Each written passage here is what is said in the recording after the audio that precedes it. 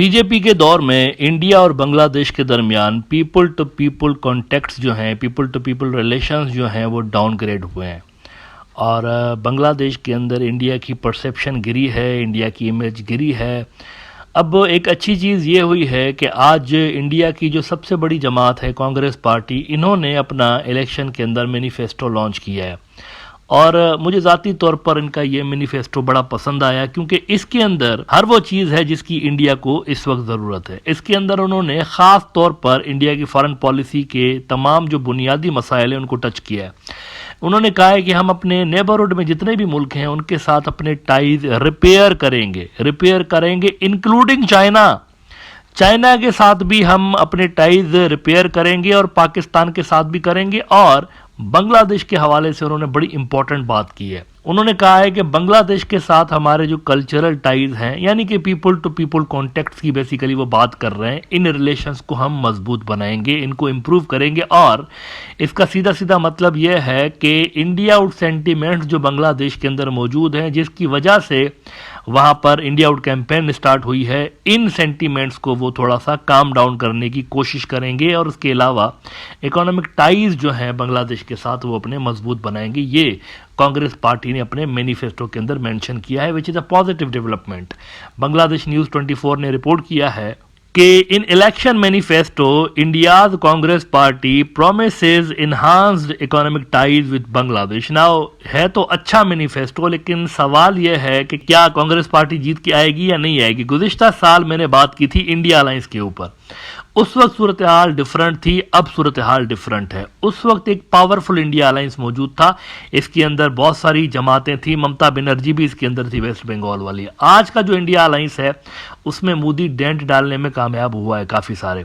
उन्होंने इसमें से बहुत सारी जो बड़ी बड़ी जमातें थी उनको साइड लाइन भी कर दिया। अब भी स्ट्रांग अलायंस है, अब मैं इसको रूल आउट नहीं कर रहा, स्ट्रांग अलायंस है, सरप्राइज कर सकता है। लेकिन प्री पोल रिगिंग की भी अटेम्प्ट्स इंडिया के अंदर जारी हैं, और इन रिगिंग की वजह से देखना यह है कि इंडिया जो अलायंस है वो कितनी सीटें वहां पर हासिल कर सकता है। तो जब ये जीत के आएंगे तब देखेंगे। लेकिन इस वक्त ग्राउंड पे सूरत हाल ये है कि बीजेपी की सरकार है, और बीजेपी की सरकार में इंडिया और बांग्लादेश के जो पीपल टू पीपल टाइज हैं उनको काफी नुकसान पहुंचा है because of Hindutva ideology. Bangladesh के अंदर तकरीबन 2.5 महीने से लेकर इंडिया आउट कैंपेन चल रही है, और इस कैंपेन की वजह से वहां पर इंडियन प्रोडक्ट्स का बैकआउट किया जा रहा है। और 2.5 महीने से लेकर इंडियन मीडिया, इंडियन इंटेलेक्चुअल्स जो हैं वो इस कैंपेन का सोर्स ढूंढने की कोशिश कर रहे हैं कि कौन सा मुल्क इसके पीछे है। वो ये बात तस्लीम करने को तैयार नहीं है, आई डोंट नो व्हाई, लेकिन वो ये बात तस्लीम करने को तैयार नहीं है कि ये इंडिजीनियस कैंपेन है, इसके पीछे कोई नहीं है।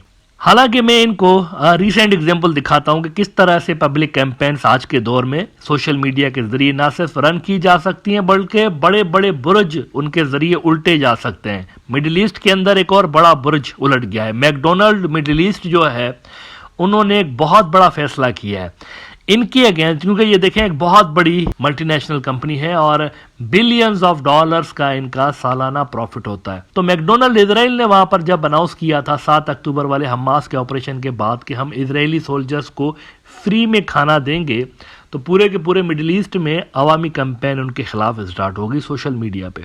और उस कैंपेन की वजह से बायकॉट मैकडोनल्ड्स एक ट्रेंड बना। ये ट्रेंड इतना सक्सेसफुल हुआ कि अब मैकडोनल्ड ने बड़ा फैसला कर लिया है, सारी की सारी जो इनकी आउटलेट्स हैं इजराइल के अंदर वो ये बाय बैक करने जा रहे हैं। जिनके पास थी ना, जिन्होंने ये कांड किया था कि इजरायली फौजियों को फ्री का खाना देंगे, उनसे वापस ले रहे हैं ये फ्रेंचाइजीज। CNBC ने रिपोर्ट किया हुआ है कि McDonald's will buy all 225 restaurants from Israel franchise following pro Palestinian backward fall out. अब देखिए कितना बड़ा फैसला इन्होंने कर लिया अवामी कैंपेन की वजह से। तो आज के दौर में सोशल मीडिया बहुत पावरफुल है, करोड़ों लोग यूज़ करते हैं, और इसके ज़रिए एक मुनज़्ज़म कैंपेन चलाई जा सकती है। तो किसी मुल्क का यहाँ पर एंगल ढूंढने की ज़रूरत नहीं है। आज ये हुआ है, वियॉन न्यूज़ है इंडिया का, चाइना के ऊपर उन्होंने मलबा डाला है कि इंडिया आउट कैंपेन जो है इसके पीछे चाइना है। मैंने कहा ना वो इस बात को तस्लीम करने को तैयार नहीं कि ये इंडिजीनियस मूवमेंट है, ऐसे भी लोग चला सकते हैं। वीओ न्यूज कहता है कि China behind India plot in Bangladesh. इससे पहले अगर आप देखें पिनाक रंजन चक्रवर्ती साहब जो हैं फॉर्मर इंडिया के हाई कमिश्नर बांग्लादेश के अंदर, उन्होंने क्विंट में लिखा था 2 अप्रैल को कि India out campaign Bangladesh copy cat template won't serve its politics. इसके अंदर अमेरिका, चाइना, पाकिस्तान, इन सब का नाम उन्होंने डाल दिया हुआ था। डायरेक्ट इल्जाम नहीं लगाया था, लेकिन इंप्रेशन ये देने की कोशिश की कि गालिबन इसके पीछे हो सकता है कि कोई फोर्स हो। और इसी तरह से इंडिया के अंदर मुख्तलिफ ऐसे न्यूज आउटलेट्स हैं जो कि पाकिस्तान का भी नाम इसमें डालते रहते हैं। आज ये हुआ है, सलाउद्दीन शुएब चौधरी साहब ने एक मरतबा फिर से आर्टिकल लिख दिया है मेरे खिलाफ और पिनाकी के खिलाफ, और इंडिया आउट कैंपेन का जिम्मेवार उन्होंने ISI को एक मरतबा फिर से करार दे दिया। देखिए वीओ न्यूज कह रहा है चाइना, द हिंदू का फ्रंट लाइन, उस दिन मैंने आपको माइकल कोगलमैन का इंटरव्यू दिखाया, वो कह रहा है कि नहीं इसके पीछे कोई नहीं है।